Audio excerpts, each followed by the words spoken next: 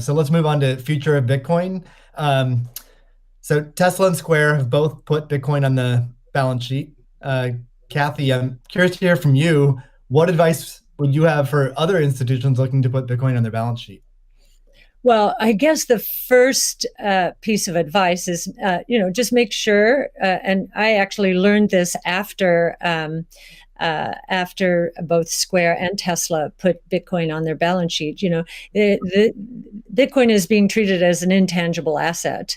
And so we need to get FASB to reconsider this because with an intangible asset, if the asset goes up in price, it can't be marked up on their books. But if it goes down, it must be marked down.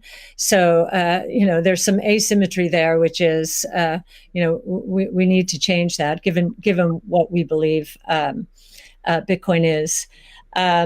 And I do believe if I'll harken back to something, well, it was either Elon or Jack said, um, think about it. You take away the boundaries, the different currencies. Just think about how explosive growth could be, and how wide-reaching taking the friction out of the system could be. So, I would encourage corporations to think about that this ability to do business anywhere in the world. Ultimately, obviously, we're paving the way here. That's certainly a consideration. It also will serve as a hedge against inflation, especially, and as I mentioned earlier, there are a lot of emerging markets that are suffering from significant inflation. In other words, the purchasing power of those populations is going down. So they are going to migrate to Bitcoin and other ways to preserve purchasing power. And again, being able to sell to them in that kind of currency would be very useful. I'd also suggest, once again, this idea of deflation, I think, is going to be a real thing.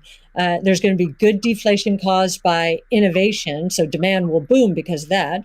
There's going to be bad deflation because so many companies out there have not been investing enough in innovation. Their products are going to go obsolete, as you know, and they're going to be stuck trying to service the debt that they piled on because their shareholders wanted profits and wanted them now.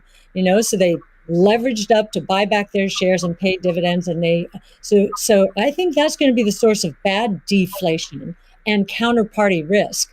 And we learned from 0809 that counterparty risk can be devastating. Uh, Almost cataclysmic. So a hedge against that as well, I think, would be another reason to do it.